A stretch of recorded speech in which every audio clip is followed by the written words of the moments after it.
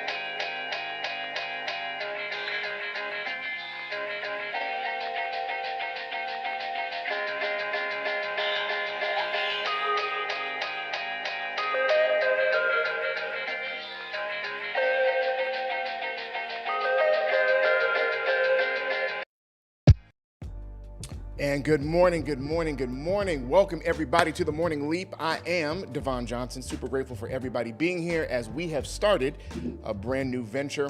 This is a morning devotional that is meant to get you going and saying yes to the assignment of God. I'm so grateful for all y'all who have jumped in. This is our preliminary, considered what we call our soft launch. And so I'm so grateful that all of you guys have tuned in. Listen, do me a favor, if you guys can, if you have not subscribed to the YouTube channel, I need you guys to subscribe to that channel. Why do I need you to subscribe? Mainly because of this. The way you're gonna know that we're live, or the way that you're gonna know what's going on, or if you wanna catch clips, you gotta do it through YouTube. We are YouTube exclusive. Now also, we have an Instagram page. If you guys can do me a favor, go to our IG. It's at The Morning Leap. And make sure you subscribe there as well. We'll make sure that we guys keep you updated with announcements as things begin to progress over time. But this is the beginning of it, and I'm so grateful for all of y'all being a part of this genesis. So, as we get started, we have 30 minutes. Our job in the next 30 minutes is to equip you with the faith necessary to do what you got to do. I want to say what's up to my people in the chat. I see all my people in the chat right now already. I see Sam, I see you. Joe, I see you. Kyle, I see you. Cece, I see you. My wife, I see you. I see all my people in the chat. Steph, I see you. Brandon, I see you. Shelby, I see you. Ken, I see you. All of y'all have come through, man, and it is super good to see y'all. What's really good about this is that after this week, all of these episodes will be available on Apple Podcasts and on Spotify as well. Okay, so this will be on YouTube for right now, and then eventually it will be as a podcast on those other places. Charity, what's up? Yeah, Cliff Jumpers, yeah. So listen, we are gonna, I'm gonna talk more about that in just a minute. Today, we're gonna really just talk about why we're doing this and what your part is in regards to the next year, okay? I told the team that for the next year, we're gonna be going hard in the paint on making sure that you guys are equipped to do what you've been called to do. All right. So with that being said, you have a responsibility with us. I'm going to make it my duty to show up here every morning, Monday through Friday, as long as the Lord gives me grace to do so. And what I'm asking you to do is to take every morning serious. Every morning serious. You may not know this, but every time you wake up in the morning, it is intentionality by God for a reason. It's not because your alarm clock set off. It's not because you have to go to work, but there's an assignment on your life. And every day is supposed to progress you closer and closer to that God has called you to, okay? That is the idea. So when you wake up in the morning and you're not intentional about the assignment, you will find yourself in a place of repetition that not only feels boring, but draining. Your job is not draining you. Your job is not the thing that's draining you, okay? It's not the people that you deal with on your job. It's not even the people you deal with on a day-to-day basis. That is not what's draining you. What's draining you is the part of you that is looking to do the assignment, but constantly gets put on the back burner. While you do what everybody else wants you to do and help them accomplish their vision, the visionary in you is slowly dying. And that draining part is the inside of you who is looking for something bigger and better than what you've been experiencing. So this year, what I'm asking you to do is to dedicate yourself that every single morning when I get up, I'm getting up with intentionality. All right. So with that being said, let's start with this. Let's start with prayer. It is important. Listen, y'all know me. Y'all know I pastor. Y'all know I love the Lord, but you have to begin the day with prayer. Okay, you got to begin the day with prayer. If you're going to be intentional about the assignment, you got to be intentional about meeting with the assignment giver. Okay. If you're not meeting with God in the morning, even if it's for 5 minutes, you are missing out on all that you need. It's what I call spiritual nutrients. It's like walking out the house without breakfast. It's the most important part of the spiritual journey. Okay. If you're going to go out there and traverse this land in these crazy times, you got to make sure that you have the spiritual food. Jesus put it like this. Man shall not live by bread alone, but by every word that proceeded from the mouth of God. That means that when I hear his voice and I get his word, my soul is fed. All right, so let's pray. God, we are grateful for another morning, the beginning to a brand new month. God, beginning to a brand new week. We are meeting this morning, God, because we want to be intentional about hearing your voice. God, meet us this morning. Meet us throughout the day. I pray for all of these people in here, God, taking a leap of faith as they start their day. God, give them what they need. You promised that if we prayed, you'd give us daily bread. And so we pray for that daily bread today. We ask, God, that you would anoint us and equip us for what we are called to do. In Jesus' name, amen. Amen. All right. I see more people in the chat, man. That's what's up. I love it. Thank y'all so much for showing up. So let's talk about why we're doing cliff jumpers. Okay. Why we're doing the morning leap and what the cliff jumpers are. Okay. The morning leap is a podcast that is intentional about getting you guys up, but you guys who are a part of this, your community name are cliff jumpers. And I want to tell you where this came from. It's super wild where this came from, okay? Super wild where this came from. We were, my wife and I and our friends went to Mexico. And I don't even know my wife probably have to tell me, I don't know whose idea it was to go ziplining. It was to go ziplining. And if y'all been ziplining, you attach yourself to a little line. Simone knows. Simone went with us when we were in Costa Rica. You glide across this line, right? Well, somehow, some way, I don't know how this was a part of the zipline journey, but they had this thing where before you got to the zipline part, you had to rappel down a hill. It was a cliff, and you had to rappel down the cliff. I don't even know why that was a part of it. I did not sign up for that. That is not what I signed up for. What I signed up for was to strap myself to a thing and glide across, and I was going to be done. But before you did that, you had to do a thing where you had to rappel down this hill. And the way you had to do it was, it looked real janky. I ain't going to lie. It did not look like it was very safe. I am not lying. It did not look like it was very safe. You had to hook yourself to this line, and there was a guy standing at the top of this mountain. My wife said she don't remember. And it was the same place where we saw. Well, never mind. I'll tell you that afterwards. So you love the zip line. So you have to hook up to this thing, and what happens is that the hill, the mountain was like maybe 3 stories high, about 3 stories high. And what happens is there's a guy standing at the top and there's a guy standing at the bottom, and they're holding the line. And essentially, your whole job is to jump off the cliff, hold on to the line, and just go down. It was like bungee jumping without the bounce. It was like bungee jumping without the bounce. Y'all, on paper, it looked simple. It looked fine. It looked simple. It was janky. It looked real janky. But in essence, the procedure was very simple. Jump off, and the guy's gonna hold the line at the top. There's a person at the bottom, and then you just get to the bottom by jumping. Now, the caveat in all this is that the way the line was set up is that you had the option to hold your clamp, and it would pause you in the middle of the air. Right. So if you didn't feel comfortable and you felt like you were going too fast, you could slow yourself down, or you could hold on and you could just stop, and you'd be sitting there swinging. But as long as you held that clamp, you were fine. Now, when you released the clamp, you'd fall. The longer you held the clamp, it would hold you or slow you up. So it's almost like a safety thing, right?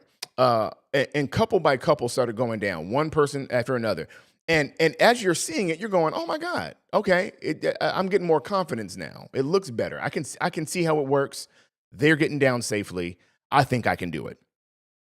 That's the idea. That's the idea.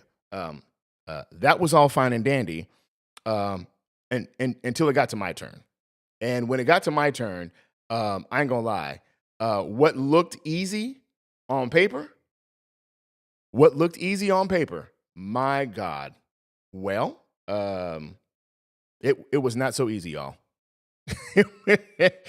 I looked off of that cliff, and as I looked down off of that cliff, I noticed how high it was. And then I started to appreciate the people who went before me, because I said, that you made that look easy. This is not easy. And y'all get that tremble? Y'all ever get that tremble where your hands start shaking and your body starts shaking? Y'all, I must have grabbed that clamp on the way down every 2 feet. I don't know how long it took, but it felt like it took me an hour to get down that cliff. Now, what's funny is the only thing that was stopping me from going down in a quick fashion was me. That was it. Nothing else. It was just me. It was just me. There was nothing else that was preventing me from getting there. There's nothing else. The truth is that the guy at the top and the guy at the bottom were both there to make sure that nothing went wrong, and I could enjoy the journey if I trusted their hands. As long as I trusted their hands, I could enjoy this little part of the excursion. I did not have a good time because I did not trust those hands. And I didn't trust those hands because I didn't know those hands. And because I didn't know those hands and I didn't trust those hands, I could only trust myself, which made the entire leap of faith scary. As you get ready to do what you're called to do, especially this week, as we're going to be intentional about it, there are people who've gone before you, and you're seeing people around you who are successful at what they're doing. Now, we didn't know these couples. They all just ended up being on the same excursion as us. But even watching strangers do it, it was like, oh, I get it. Yeah, I get it. Okay, I can do that. And some of us are looking at other people become financially successful. We're watching people walk in their calling, walk in their dreams, doing things that we know that we've been called to do. And we're watching them do that, and we're going, I could do that. I could do that. And what's happening is the closer you get to saying yes is the same way it was me walking up to that cliff. And when I walked up to that cliff and I noticed how far down that thing was going, it got scary. It's the same thing for you. The closer you get to saying yes to the assignment and you see how big it is and you see how much it's really going to require of your life, it makes you a little bit nervous, and it helps you to appreciate those who've done it before you and how easy they made it, look. And you notice that this is a far bigger sacrifice than you think. Here's the idea. You're going to leap one way or another. You're going to get up off that cliff one way or another. You got to do it. You got to do it. But here's what's going to make the journey easier in this year of 2025. You have to trust in the hands that are holding that line. God is with you, and he will make sure you succeed. The question is, do you trust his hands? Do you trust his hands? Do you trust his hands? This journey of saying yes is going to be the requirement of how quickly you get it done is going to be based upon how much you trust his hand. If you can trust his hand, if you can trust that he has your best interest in mind, if you can trust that he has helped people get down this same line through generations, he's helped that happen. He helped your mama and your grandmama. He helped the old people of the faith. He's helped many and plenty of people to get down that line. Can you trust his resume that he has never lost a person who took the leap? If you can trust that, then you can let go of that clamp.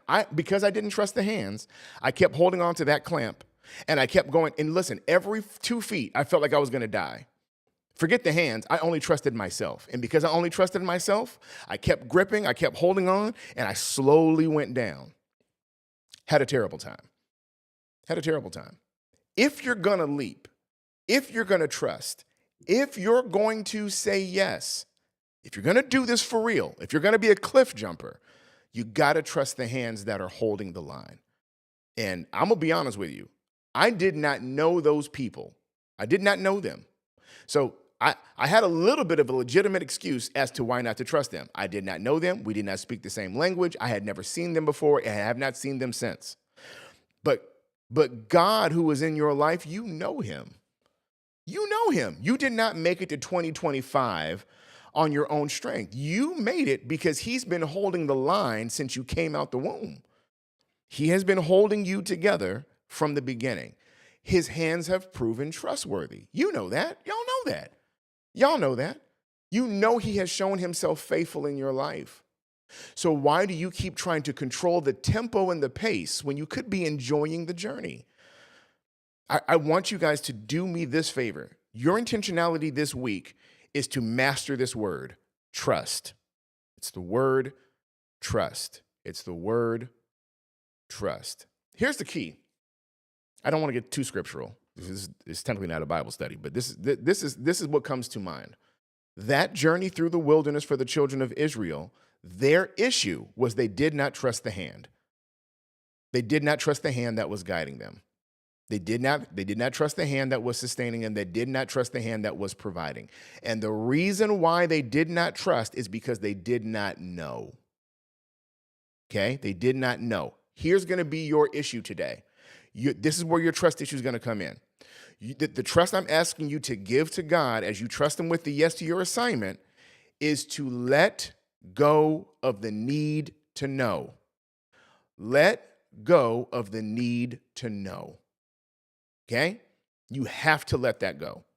If you're going to trust God, you have to trust that his hand is doing the right thing even when you have no idea what it's doing. You got to promise me that, okay? You got to promise me that because I believe the Lord wants to do a quick work. I don't believe the Lord wants you to take 40 years to come down that line.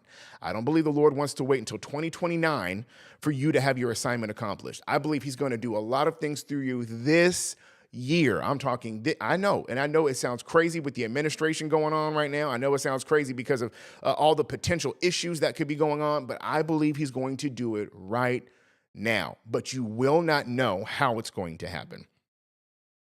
If the only way you can let go of that rope, let go of that clamp, and jump off of that cliff is because you need details, it is going to be a very long year for you.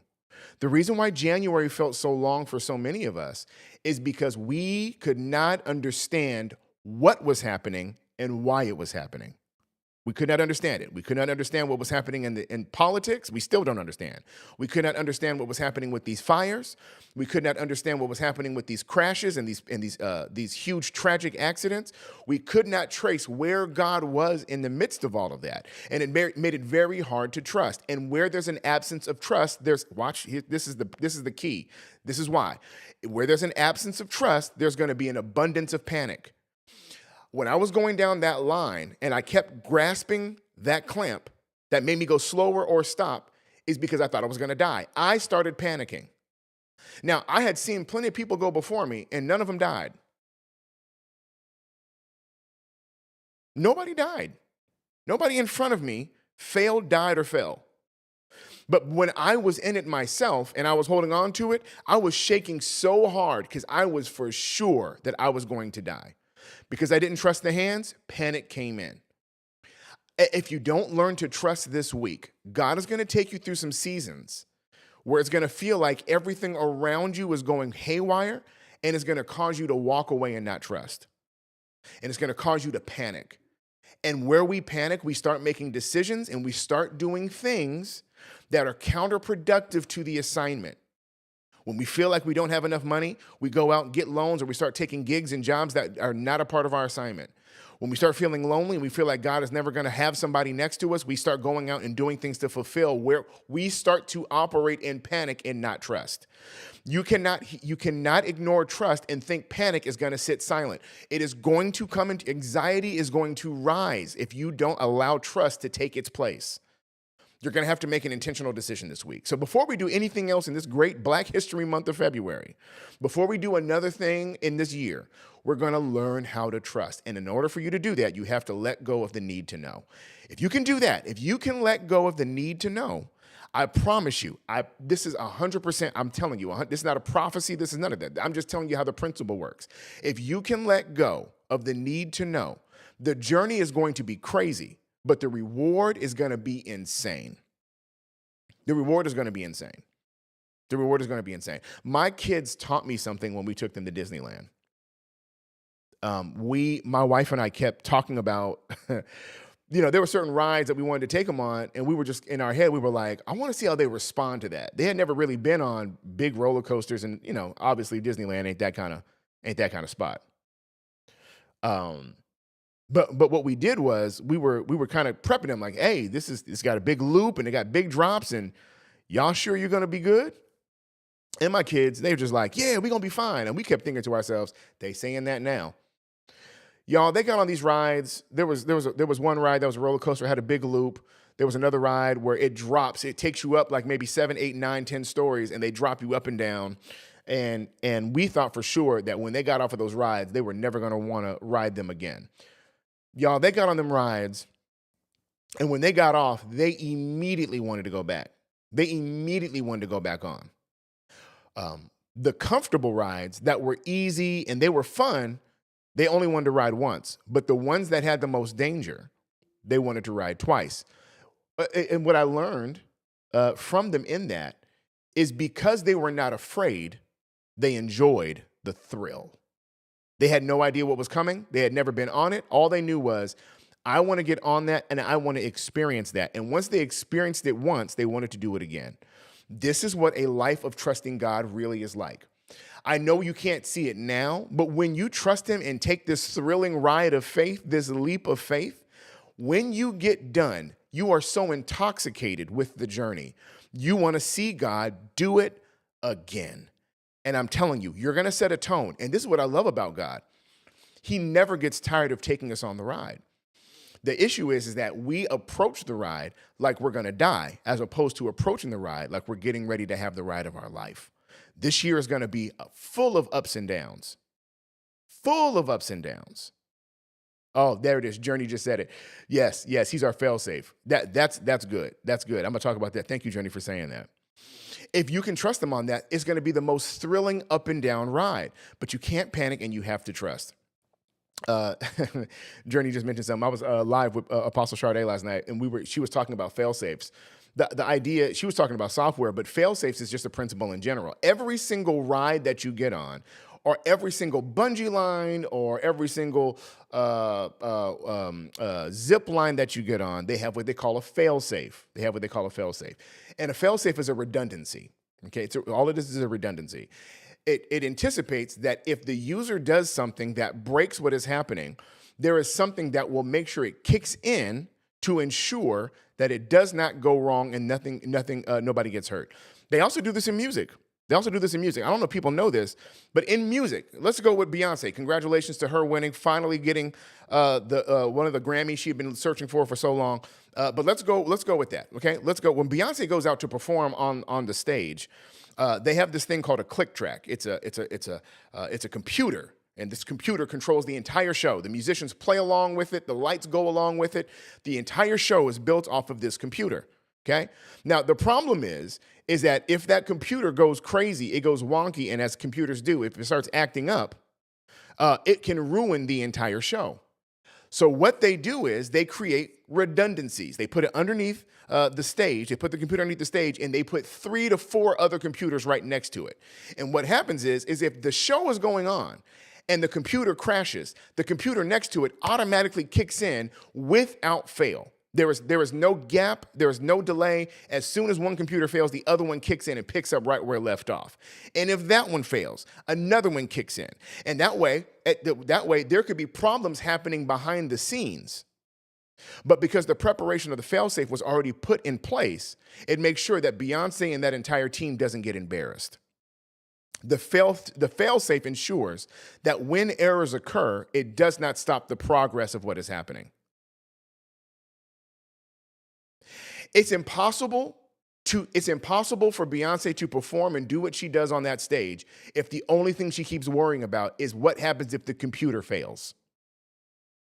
What she does is she makes sure she puts the right people in place so that if something goes wrong, she'll never know about it. This is what I want you to understand about trusting God. If you can trust him, you can execute your assignment without worrying. But if you're a control freak and you need to know how everything works and you need to know all the details, every time you're getting ready to do something, in your mind, the first thing you're going to begin to think about is, what if this goes wrong? What if? What I'm asking you to do is allow God to do his job, and you go do the assignment. Let him worry about the things on the back end. He is your failsafe. If you can trust him, there are things that could go wrong that you would never know even went wrong if you can trust him. He's good at his job. And he will not let you be embarrassed. Do you hear me? If you can trust him, he will not let you be embarrassed. He's not going to leave you out there by yourself. He's not going to let you get out there and fail. And even if there's an error in your life, there's a thing called grace that kicks in that makes even mistakes work together for your good.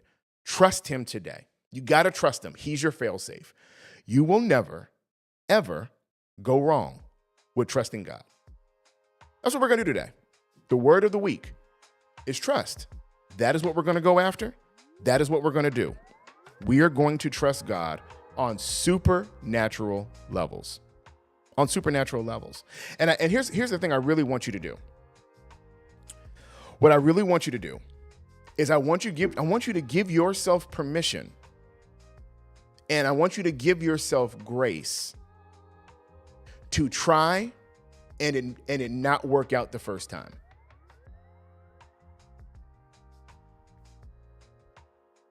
I want you to give yourself permission that it's not going to be perfect the first time. I want you to give yourself grace that if it doesn't work out this first time, I'm not going to walk away and give up. I'm going to try it again. Jesus told those boys to cast their nets, and they had been casting their nets over and over and over again, and they kept failing. And the Lord told them, try again.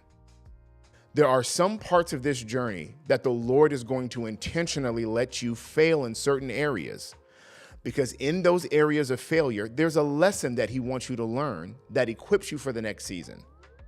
Failure is always a lesson, not an indication. Failure is always a lesson, not an indication. It's not an indication of your skill set. It's not an indication of if you're called to it, if you're assigned to it. It's none of that. What it is an indicate. It's not. What it is a position that is teaching you something. It's a classroom that is teaching you something. So yes, if you try the venture and it doesn't work out the first time, try again. If you go to establish something and it doesn't work the first time, try again. Y'all, I had a whole plan for the rollout of this whole thing. YouTube gave me the worst experience of my life over the last week and a half. There were multiple failures in how this launched. It's not going to stop it. Try again. The beauty of the grace of God throughout a year is that you have another day to try again. Give yourself space to fail. It will help you to trust knowing that even if I don't get on the horse the first time, I can try again. Even if it doesn't work out the first time, I can try again. So that's it. Cliff Jumpers, let's go out and do our thing. I'm proud of y'all. I'm going to see you guys tomorrow, 8 o'clock Central Standard Time. We're right here on YouTube. And make sure that you guys stay in prayer. And listen, let go of the need to know. Let's trust God today. All right, y'all. I'm out.